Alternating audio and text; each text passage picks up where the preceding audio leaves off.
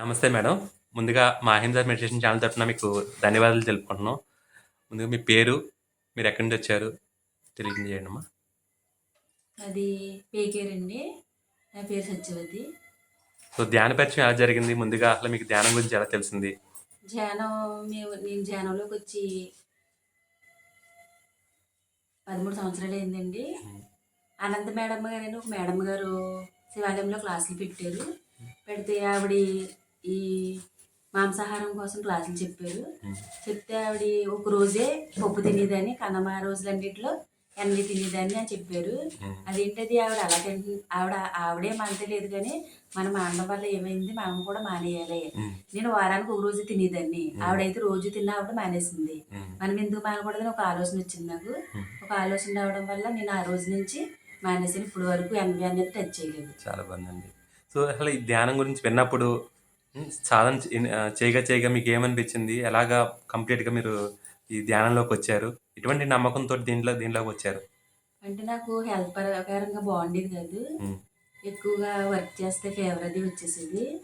దానివల్ల ఈ ధ్యానంలోకి రావడం జరిగింది.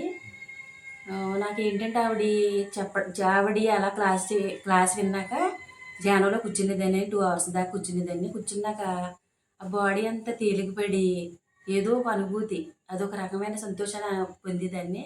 దానివల్ల ఇంకా ఇది వదలకూడదు, ఇందులో ఏదో ఉంది, నేను కంటిన్యూగా ధ్యానం చేయాలి అని ఒక ఆలోచన వచ్చి 2 అవర్స్ అలా కూర్చునేదాన్ని. బాడీ అది ఫ్రీగా ఉండి చక్కగా ఫీవర్ అది తగ్గి అలా స్లోగా నా బాడీ అంతా క్లీన్ అయిపోయింది. ఇప్పుడు చాలా వర్క్ చేసుకుంటాను. ఇంతవరకు వర్క్ చేయడం వల్ల నీరసం వచ్చేసేది. ఇప్పుడు అసలు ఇంక అటువంటిది ఏమీ లేదు. చాలా హాయిగా హ్యాపీగా ఉంటున్నాను. సో, దానివల్ల మీ ధ్యానం వెళ్ళి నేను పిరమిడ్ కన్స్ట్రక్షన్ చేశారని చెప్పి విన్నాను. దాని గురించి మీ షేర్ చేయండి. మీ ఊర్లో పిరమిడ్ కన్స్ట్రక్షన్ జరిగిందని చెప్పి నేను విన్నాను. దానిలో మీ పాత్ర ఏంటి? ఎటువంటి అది మా ఆడపడుచు గారు వల్ల ఆవిడ కడితే బాగుంటుంది ధ్యానంలో కనపడ్డదంట ఆవిడకి. ప్లస్ మా ఆయన గారు కూడా కనిపించింది. ఆయన సార్ వచ్చి ఆయన మీద కూడా భుజాల మీద చెయ్యేసి పిరమిడ్ ఓపెనింగ్ చేసినట్టు కనపడ్డదండి ధ్యానంలో. అది జరిగిన తర్వాత 3 సంవత్సరాలకి మాకు ఇది అదే పిరమిడ్ కట్టించారు. కట్టడం వల్ల అది మా ఆయన గారు ఏమైందంటే ఇది నిజమే, ఇందులో ఏదో ఉంది అని అప్పటి నుంచి బాగా నన్ను బయటకు పంపడం చేయడం. సో, అంతకుముందు అంటే కళ రాకముందు ధ్యానం గురించి పెద్దగా ఏం తెలియదు చేసేవారు కానీ ఇంట్లో చేసుకునేవారు. ఇంట్లో చేయమనేవారు, నన్ను బయట పంపించేవారు కాదు. ఇద్దరు ఇంట్లో చేసుకుందాం పర్వాలేదు, అందరూ అలాగే చేసుకుంటున్నారు, చాలా మంది ఎక్కువ తిరగక్కర్లేదు అనేవారు. ఈ అనుభవం ఎప్పుడైతే వచ్చిందో సారు ఇద్దరి మీద చేతులేసి చూసారు, ధ్యానంలో చూసుకున్నారు. ఆయన సేమ్ అదే రూపాన్న నిజంగా జరిగిందండి. నిజంగా వేసారు ఆయన చేతులు. 2 ఫోటో తీయించుకోండి చాలా బాగుంది అని నిజంగా వేయడం వల్ల ఇదేదో నిజమే, దీంట్లో ఏదో ఉందని అప్పటి నుంచి నన్ను బయట పంపడం చేయడం అది చేశారు. చాలా హ్యాపీగా ఉంది ఇప్పుడు. సో, పిరమిడ్ కన్స్ట్రక్షన్ గురించి కొన్ని విషయాలు చెప్పండి. ఎలా జరిగింది? అలా మీరు ఎలాగ అందరూ కలిసి లేడీస్ అందరూ కలిసి ఎలా కన్స్ట్రక్షన్ అంటే మాకు ఎక్కువ దుబాయ్ సైడ్ ఉంటారు మగాళ్ళందరూ, ఓన్లీ లేడీస్మే. అది ఇంక వర్క్ చేయడం మేము అందరం చక్కగా లైన్గా నుంచోవడం, ఆ గిన్నెల్లో ఇసుకేసేసుకొని ఒక్కొక్కళ్ళు అందించుకోవడం, అలా అందరూ లేడీస్ వర్క్ చేసేవాళ్ళమే. ప్రతిదీ కూడా ఇప్పుడు వన్డే క్లాసులు కూడా లేడీసే. ఆవిడ మా మేడం గారు, మా ఆడపడుచు గారు పొద్దుట వచ్చేస్తారు 6 o'clock కల్లా అక్కడ అటెండ్ అయిపోతారు. ఆవిడ రాగానే మేము వెళ్తాము, ఇంకా అందరూ వర్క్ చేసుకుంటాం చాలా హ్యాపీగా. అది ఒక పెళ్లిలాగా ఆ రోజంతా చాలా సంతోషంగా ఉంటాము. సాయంత్రం ఏమైనా మిగిలితే హాయిగా అందరం పంచుకోవడము, చక్కగా పట్టుకెళ్ళిపోవడం, ఎంత హాయిగా ఉంటుంది అంటే ఇంట్లో పెళ్లి కూడా ఉండదు, అంత సంతోషంగా ఉంటుంది ఆ రోజు క్లాస్ రోజుని. సో, మీరు ధ్యాన ప్రచారంలో ర్యాలీస్ లో పార్టిసిపేట్ చేయడం కానీ, జోలి పట్టడం కానీ, దాని యొక్క అనుభవాలు మాతో షేర్ చేసుకోవాలి. నాకు ర్యాలీ అంటే ఏమైనా వర్క్ ఉంటే ఇంట్లోనూ సామాన్ కూడా వదిలి వచ్చేస్తామండి. అవి శుభ్రం కూడా చెయ్యం, అవి ఇల్లేక చేసుకుందాం, ఇది ముఖ్యం మాకు అని ముందు దీనికి అటెండ్ అవుతామండి. ఏ ఊరు ర్యాలీ అయినా సరే మాక్సిమం 2 ఆటోలు కట్టించుకుని వచ్చేస్తామండి, అందులో అటెండ్ అవుతాం, హ్యాపీగా ర్యాలీ చేస్తాం. ఎందుకు అంత నమ్మకం ఏర్పడింది ర్యాలీ మీద? ఏదైనా సంఘటన వల్ల ఏంటి అంత ర్యాలీలో పార్టిసిపేట్ చేస్తే ఎందుకంత మీరు అంత ఇంట్రెస్ట్ చూపిస్తారు? ర్యాలీలోనూ మన వల్ల ఒక్కళ్ళైనా వస్తే చాలు మనకి అని అది ఒక నమ్మకం అండి. ఈ పాంప్లెట్ వల్ల మనల్ని చూసి మన మాటలు విని ఎవరో ఒక్కలైనా ఆ రోజు ఒక్కడైనా మారితే చాలు అన్నది ఒక నమ్మకంతో వెళ్తామండి ర్యాలీకి. అది చాలండి మనకి. చాలా బాగుందండి.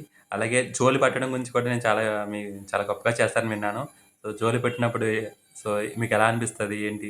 మీ జోలి అనుభవాలు? అంటే జోలి వల్ల అహంకారం పోద్దని సారు చెప్పడం విన్నానండి నేను. హ్మ్. అప్పటి నుంచి మనం కూడా జోలి పట్టాలి. ఈ జోలి వల్ల ఈ అమౌంట్ సేకరణలకి ఆటిలకి ఉపయోగించడం వల్ల మనకు కూడా ముక్తి వస్తది హ్మ్. అని అదొక ఆనందంతో తిరుగుతామండి. హ్మ్. హ్యాపీగా వాళ్ళు ఏమన్నా సరే కనీసం ఒక రూపాయి ఇయ్యండి సార్ అని బతిమాలించుకుంటాం. అదే నేను విన్నానండి. హ్మ్. వీళ్ళు మమ్మల్ని వదిలిపెట్టరు బాబు ఏసీ వరకు అని చెప్పి చాలా మంది అంటారని నేను విన్నానండి. వెంకటేశ్వర సార్ ఒకసారి పెనుగొండ వచ్చినప్పుడు చూసారండి. మేము వాళ్ళ బతిమాలి వేయించుకునేవాళ్ళమి హ్మ్. దెంగులోను. ఇదేంటి మరి లేవన్నా సరే రూపాయి అడుగుతున్నారేంటి వాళ్ళు నవ్వుకునేవారండి వాళ్ళు. వాళ్ళకి తెలియదు కదా. హ్మ్. అది. చాలా బాగుందండి. అలాగే ఈ ధ్యానానికి ముందు, ధ్యానం తర్వాత మీ ఫ్యామిలీ పరంగా మీలో గమనించిన మార్పుల గురించి మాకు తెలియజేయండి. నాకు జనవరి ముందు అనారోగ్యంగా ఉండేదానండి. హ్మ్. ప్లస్ ఇద్దరు టెన్షన్‌లో ఈ పిల్లలతోటి చాలా ఇది పడ్డానండి. హ్మ్. చాలా టెన్షన్‌గా ఉండేదాన్ని. ఎవరికైనా హెల్త్ ప్రాబ్లమ్ వస్తే నేను టెన్షన్ పడిపోవడం.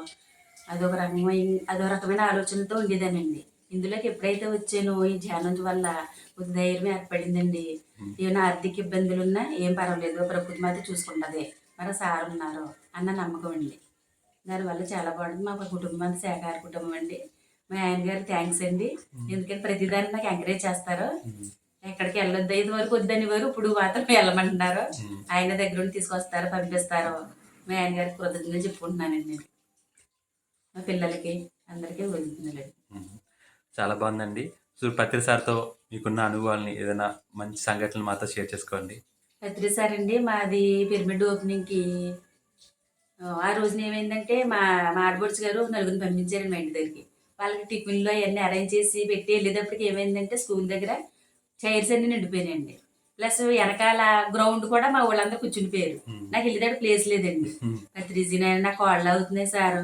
నాకు ఎందుకండి ఫస్ట్ వస్తే నాకు ప్లేస్ దొరికింది. ఇప్పుడు ప్లేస్ లేదు" ఆ! అని వేరే చోటకెళ్ళి నుంచొని చూస్తున్నానండి నేను. హ్మ్. చూస్తుంటే సారు వేలు పెట్టి ఇలా పిలిసారు నన్ను. హ్మ్. పిలిస్తే ఏమోలే ఎవరినో పిలుస్తున్నారు నన్నెందుకు పిలుస్తారులే హ్మ్. అని చూస్తున్నారండి. అంటే ఇలా నిన్నే అని ఇలా పిలిచారు. హ్మ్. అప్పుడు ఇంకా అసల నా జీవితంలో మర్చిపోయిన సంఘటన అండి అది. వావ్! చాలా సంతోషం వేసింది ఆ రోజుని. హ్మ్. ఏదో ప్రపంచాన్ని గెలిచానంత సంతోషం వేసింది. ఓ సాయిబాబా నన్ను పిలిచాడు అక్కడికి హ్మ్. అని ఎంతో ఆనందపడ్డానండి. అసలు ఆ నైట్ కూడా పడుకుంటే హ్మ్. ఇంకా అదే జ్ఞాపకాలు. ఆ సారు అంతమందిలో నన్ను పిలిచారు. హ్మ్. నాకు అంతకన్నా ఇంకేం కావాలి? ఏదైనా సాధించాలి. ఈ అదే ధ్యానం వల్ల నేను ఏదో ఒకటి చెయ్యాలి అని ఇంక అప్పటి నుంచి ఏదో ఒకటి వర్క్ చేయాలని ఆలోచన అండి. హ్మ్. ఆ సార్ పిలిచిన కాడి నుంచి. చాలా బాగుందండి. అదేనండి. సో, మీరు ఈ సొసైటీలో చాలా రోల్స్ అంటే క్లాసులు చెప్పడం, ప్రచారం చేయటం, సో, చాలా ఇంకా చేస్తున్నట్టున్నారు. ఇంకా ఫ్యూచర్‌లో ఏ ఏ విధంగా ముందుకు వెళ్దామని మీ ప్లాన్స్ ఉన్నాయండి? ఆధ్యాత్మికంగా అత్యున్నత స్థాయికి ఎదగాలి అన్న హ్మ్. కోరికండి నాకు. చాలా బాగుందండి. ఆయ్. థ్యాంక్ యూ అమ్మ. Thank you very much.